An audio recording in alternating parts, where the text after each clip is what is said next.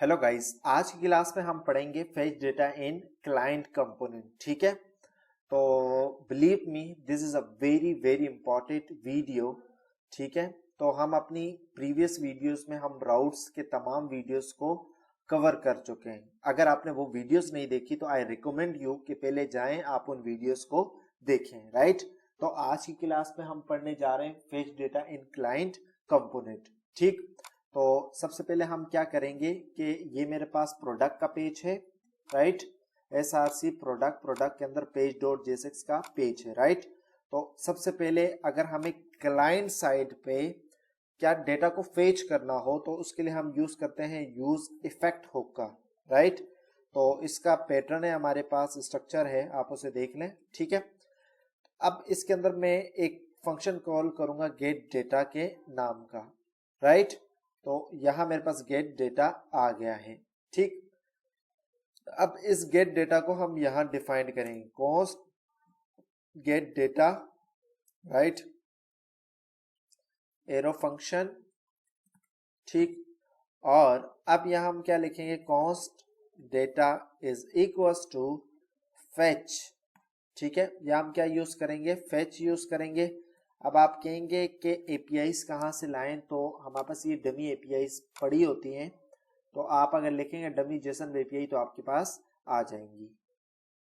हमने इसे यहां पेस्ट कर दिया। राइट, अब हम क्या लिखेंगे, कॉस्ट रिस्पॉन्स इक्वल्स टू। ठीक है, तो अब हमने क्या करना है, ये जो डेटा हमारे पास है इसको हमने स्ट्रिंग बनाना है, तो data dot JSON, sorry Jason. ठीक है, ये हमारे पास बन गया स्ट्रिंग। अब जब भी हम फेच एपीआई को देखते हैं तो बेस्ट प्रैक्टिस ये है कि हम एसिंग अवेट का यूज करें। ठीक है, एसिंग अगर हमने यहाँ यूज किया है तो हमें यहाँ क्या यूज करना पड़ेगा, अवेट, और यहाँ पे भी हमें क्या यूज करना पड़ेगा, सॉरी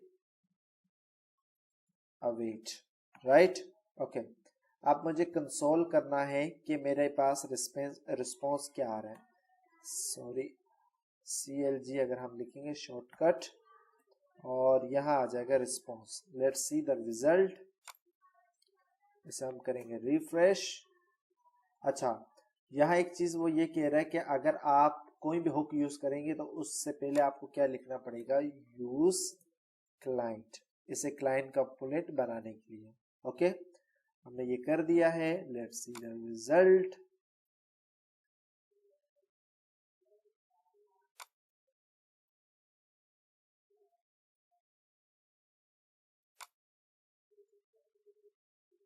ठीक है, मेरे पास ये आ गया है और हम यहाँ हैं। Let's see the console. तो ये देखिए हमारे पास आ गया ये रहा डेटा। ठीक है, अब इट्स मींस के हमें किस पे जाना होगा, प्रोडक्ट पे जाना होगा, प्रोडक्ट्स। तो हमने यहाँ लिखा रिस्पॉन्स डॉट प्रोडक्ट्स। ठीक है, अब हमारे पास सिर्फ प्रोडक्ट्स ही आएंगे। Let's see the better response, refresh it. ठीक है, ओके, हमने ये लिखा, सही है। अब उसके बाद हम क्या करेंगे, हमें यूज स्टेट यूज करना है, यूज स्टेट, जो कि इंपोर्ट होगी कहां से, रिएक्ट से, और इसके अंदर ये आ जाएगा हमारे पास एरे, सॉरी। अब उसके बाद कॉस्ट, यहां हम नाम लिखेंगे product. Okay, and set product and this, and अब हम क्या करेंगे, यहां सेट प्रोडक्ट को हम क्या करेंगे, इसमें हम क्या डाल देंगे, रिस्पॉन्स को डाल देंगे। क्लियर हो गई। अगर हम रिस्पॉन्स को डालेंगे तो यहाँ हमें प्रोडक्ट्स भी लिखना पड़ेगा, क्योंकि मुझे इसे यहाँ तक टारगेट करना है।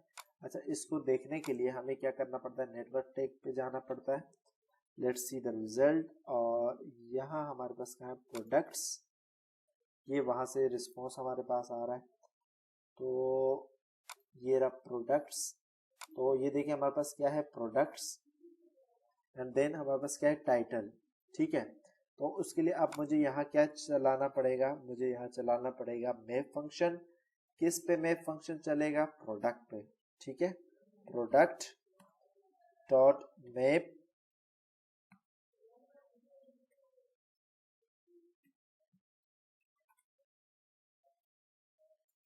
Return fragment. अब हमारे पास यहाँ क्या होगा, it is a quite simple.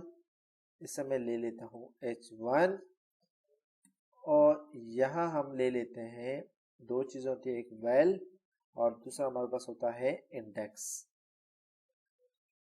Right, अब यहाँ मैं क्या करूंगा, यहाँ मैं लिखूंगा वेल डॉट टाइटल।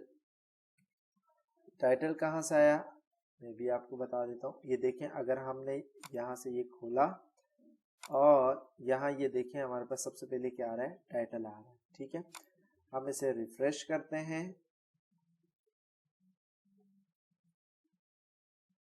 तो ये देखें मेरे पास जो भी यहाँ डेटा है ना, ये सारा डेटा हमारे पास, सॉरी ये वाला सारा डेटा हमारे पास iPhone 9 तो ये आ रहा है। ठीक है, अब अगर मुझे इसकी डिस्क्रिप्शन भी चाहिए तो इसको हम यूं लिख लेते हैं कि क्लास नेम, और यहाँ हम लिख देते हैं टैक्स राइट 400। राइट, एंड ये हमारे पास क्या हो जाएगा, प्रोडक्ट नेम। ओके, एंड अब हम करते हैं प्रोडक्ट प्राइस। ठीक है, प्रोडक्ट प्राइस करेंगे। अब इसके लिए मुझे क्या करना पड़ेगा, वॉल डॉट प्राइस। तो लेट्स सी द रिजल्ट। तो ये देखें हमारे पास प्राइस भी आ गई है। ठीक है, इसी तरीके से आप अपना मुताल्लिका डेटा मंगवा सकते हैं। तो आज की क्लास पे हमने सीखा कि किस तरीके से फेच डेटा इन क्लाइंट कंपोनेंट हम किस तरीके से क्लाइंट कंपोनेंट में हम डेटा को मंगवा सकते हैं। So thank you so much.